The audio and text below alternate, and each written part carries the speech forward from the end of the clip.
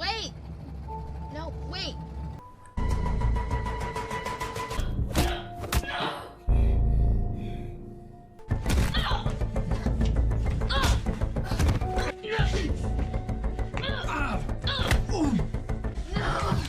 Hands out! Hands out!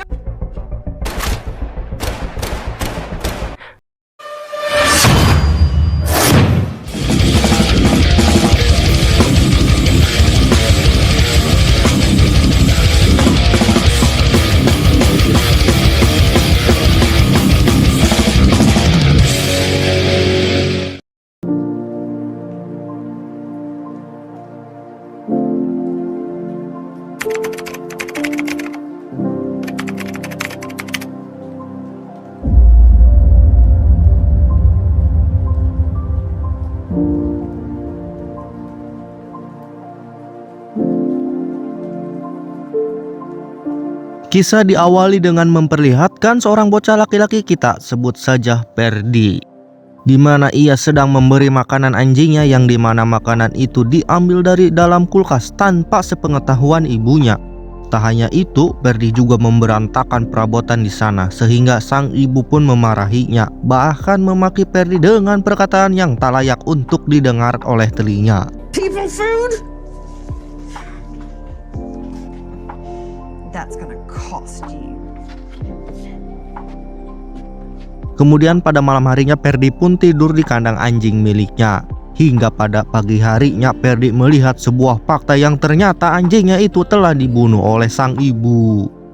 Kemudian scene film pun memperlihatkan seorang pria yang terbangun dari tidurnya, dan ternyata pria itu adalah Ferdi. Dan adegan yang kita lihat di awal itu hanyalah ingatan Ferdi waktu kecil, yang dimana sekarang ia menjadi homeless yang tak punya arah tujuan, yang ia cari bagaimana caranya untuk bertahan hidup.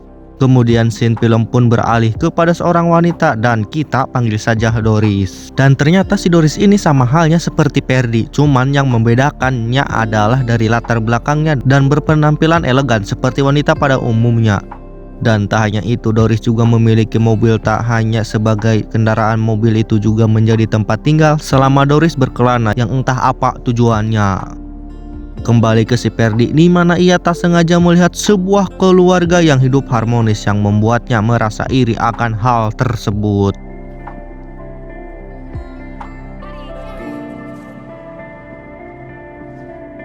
Tak lama kemudian, ketika Doris sedang berkendara dengan mobil miliknya, ia tak sengaja melihat Ferdi. Entah mempunyai firasat yang sama atau karena hal lainnya, yang dimana Doris berhenti dan langsung menawarkan tumpangan kepada Ferdi. Wait! No, wait!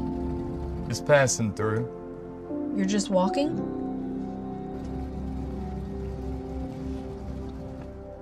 Dan scene film pun kembali beralih, dan kali ini menunjukkan kepada dua orang bocah yang habis berburu, entah berburu apa. Namun kala itu mereka tampak kaget ketika melihat sebuah mobil, dan entah karena apa juga dua bocil itu pun pergi lari begitu saja. Kembali ke Doris dan Ferdi, di mana Doris mengatakan bahwa ia akan pergi ke sebuah tempat atau daerah bernama Abbeyfield.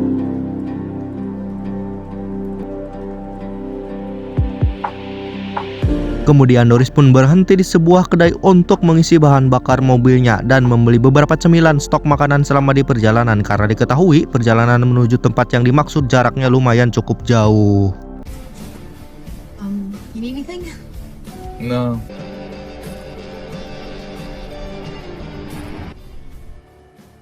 Hello?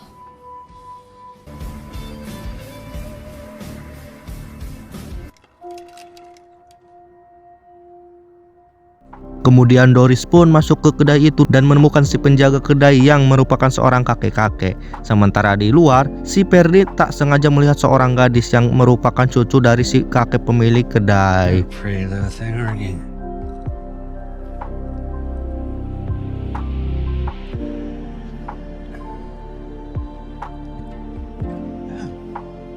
Tak lama kemudian datang seorang polisi setempat yang sedang berpatroli yang hendak mengisi bensin di sana.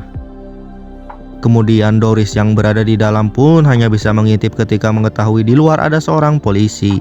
Entah hanya gak mau ketemu dengan polisi itu atau ada problem lainnya, entahlah. Mari kita simak saja sampai selesai.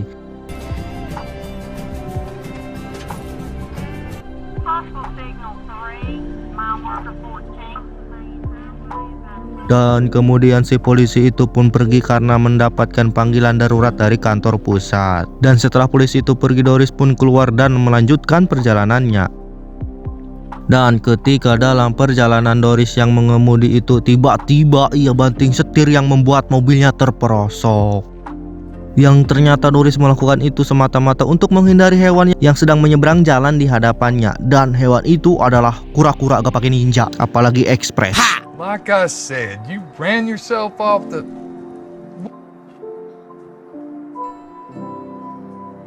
Kembali ke si polisi yang ternyata ia mendapatkan informasi di mana telah ditemukan 2 orang mayat, tepatnya sepasang manusia yang sempat dilihat oleh kedua bocil di awal tadi. What do you got? Dan hal itulah yang menjadi alasan para bocil itu langsung lari ketakutan ketika melihat mobil itu dan langsung melapor kepada pihak yang berwenang. Kemudian si petugas identifikasi mengatakan bahwa kedua mayat itu diperkirakan sudah tewas selama 24 jam yang lalu. Dan perlu diketahui hal tersebut sudah terjadi berturut-turut pada akhir-akhir ini. 24 hours?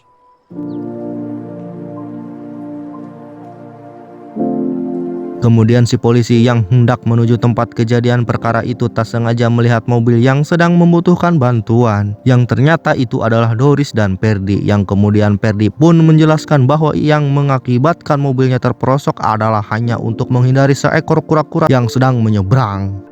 Just a little stuck. Do you think you could help pull us out? Hold that. Where would you tie it off to? Dan setelah berhasil menarik mobilnya yang terperosok, kedua belah pihak pun melanjutkan kepada tujuannya masing-masing. I'm on my way. Dikarenakan capek setelah mengevakuasi mobil tersebut, Doris pun kembali mampir di sebuah kedai untuk mengisi energi yang hilang setelah mengangkat mobil yang terperosok. Get y'all something to drink. Do you have a sandwich? Dan di lain pihak si polisi yang tadi mengembangkan kasus yang dimana ia kembali mendapatkan informasi bahwa baru saja terjadi pembunuhan di kedai yang sebelumnya Doris dan Ferdi mengisi bensin itu. By the back door and outside. Dan si polisi itu pun curiga dengan sebuah mobil merah dan pria gondrong bersama teman wanitanya, yang tak lain dan tak bukan yaitu Ferdi dan Doris. Kemudian atas kecurigaannya itu, si polisi itu pun melaporkan ke atasannya. Kembali kepada 2 tokoh utama dalam film ini, di mana kala itu Doris hayang ngompol yang akhirnya ia pun pergi ke toilet yang ada di sana. Namun ketika Doris masuk toilet, seorang koki di tempat itu pun mengikutinya. Namun tiba-tiba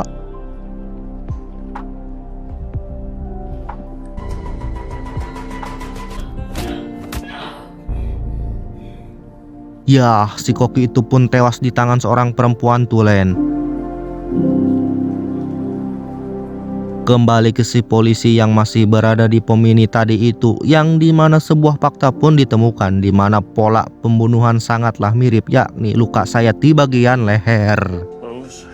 Definitely not the same MO of your hunter if that's what you're looking for. Something similar through her temple.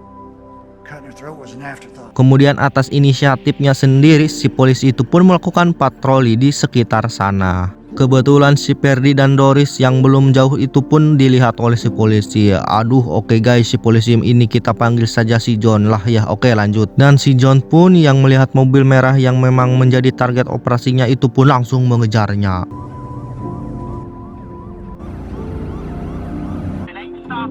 Can I get a hold of North Lakes for assistance? What are you worried about? I'm the one driving. Namun di sana si Doris malah menambahkan kecepatan mobilnya yang mengakibatkan si John semakin curiga dengan mereka berdua. Si anjing sudah ditolong malah kabur. Mungkin si Doris langsung parano tancap gas karena sebelumnya seperti yang kita ketahui bahwa ia baru saja menghabisi si koki.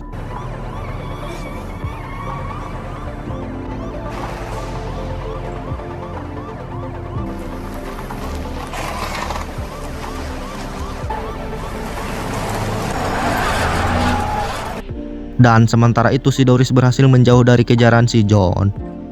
Kembali ke si pelayan restoran yang kokinya telah dihabisi Doris itu, di mana si pelayan tersebut hendak pergi ke WC, namun tiba-tiba inilah yang terjadi.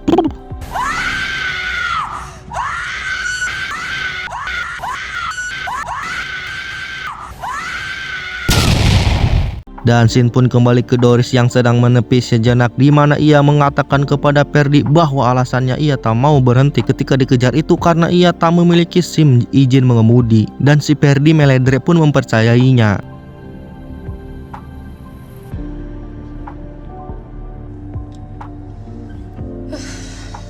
Singkat cerita, perjalanan mereka sempat terhenti karena mobil Doris mengalami trouble. Dan pada waktu itu juga si Ferdi tiba-tiba menodong Doris, dan dari sinilah terkuak fakta bahwa Doris bukanlah seorang perempuan biasa. Di mana Doris memiliki masa lalu yang kelam. Di masa kecilnya ia mendapatkan perlakuan asusila oleh ayahnya. Ya, Doris mendapatkan pelecehan oleh ayah kandungnya sendiri. Ya, awalnya mereka saling tidak mengetahui latar belakang satu sama lain, Ferdi dan Doris. Doris tak tahu bahwa dirinya telah memberi tumpangan kepada seorang begal, yaitu Ferdi. Dan begitu juga dengan si Ferdi, ia tidak mengetahui bahwa dirinya mendapatkan tumpangan dari seorang pembunuh. Dan benar bahwa si pemilik kedai dan pom bensin itu Doris dan Ferdi lah pelakunya, di mana si kakek dihabisi oleh si Doris dan si cucu perempuannya itu dihabisi oleh si Ferdi. Dan alasan mereka berdua membunuh itu berdasarkan latar belakang mereka masing-masing, di mana Doris sangatlah dendam kepada sang ayah yang telah menggedabahnya. Jadi setiap melihat laki-laki parubaya, di matanya itu adalah sang ayah yang harus dibunuh. Begitu juga dengan si Ferdi, di setiap melihat wanita di bayangannya itu adalah ibunya yang telah membunuh anjingnya dan mengusir dirinya, yang seperti di adegan awal film yang telah kita saksikan. Oke, kembali ke cerita. Dan ketika si Ferdi menodong si Doris itu, ternyata si Doris memberikan perlawanan kepada si Ferdi, dan mari kita saksikan. Dan dalam perkelahian itu pun terhenti setelah Doris menyadari bahwa ada mobil yang datang dari arah belakang. Dan ternyata mobil itu adalah mobil polisi alias si John.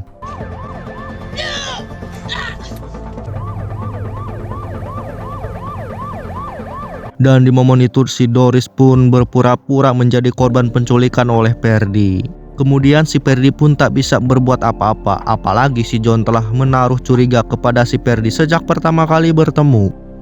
Tak lama kemudian datang lagi mobil polisi yang ternyata itu adalah salah satu rekannya si John yang langsung mengamankan mereka berdua.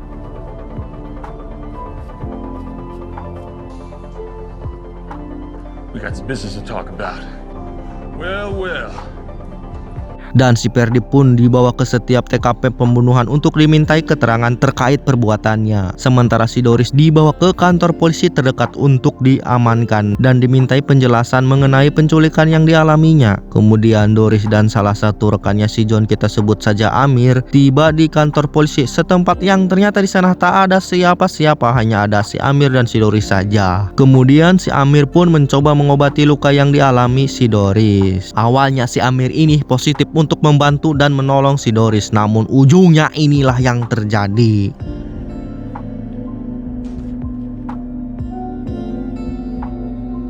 Why don't you start from the beginning?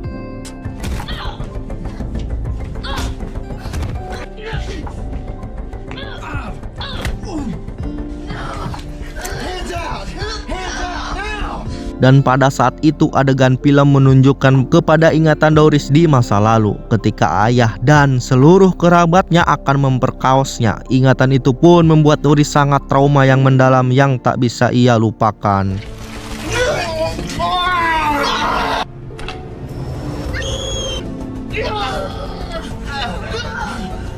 Tak mau hal tersebut kembali terulang, Doris pun memberontak dan berhasil menghabisi si Amir kampret itu. Tak lama kemudian John dan Ferdi pun datang, di mana Ferdi pun memanfaatkan kelengahan si John, di mana ia langsung menikamnya dari belakang. Namun inilah yang terjadi.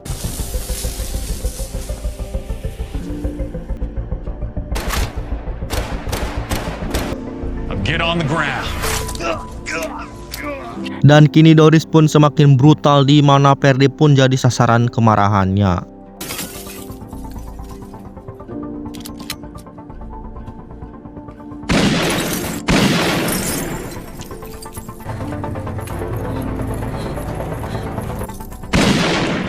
My road, my Kemudian Ferdi pun kabur menggunakan mobil merah milik Doris dan tentu si Doris pun mengejarnya menggunakan mobilnya si John. Namun mobil yang dibawa Ferdi itu mengalami kebocoran pada selang bensinnya yang diakibatkan tembakan Doris sebelumnya.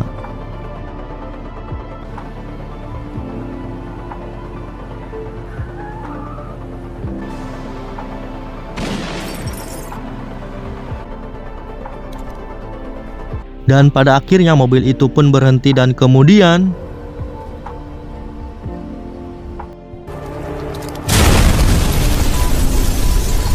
Doris kini benar-benar sudah menjadi seorang psikopat. Setelah terpental dari ledakan, ia masih mampu menghadapi si Dede Ferdi.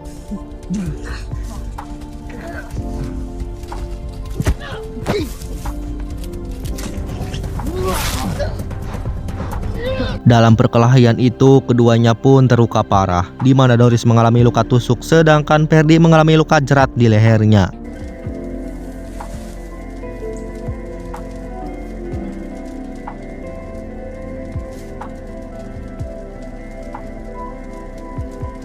Singkat cerita 3 bulan kemudian, dalam sebuah berita yang intinya mengatakan bahwa si Ferdi telah tewas. Sedangkan Doris hingga detik ini masih belum diketahui keberadaannya dan yang pasti ia masih hidup.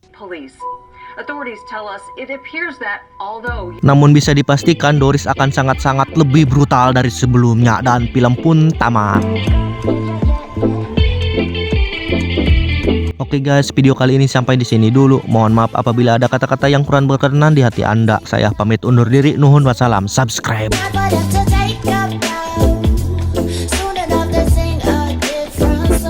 Choose what I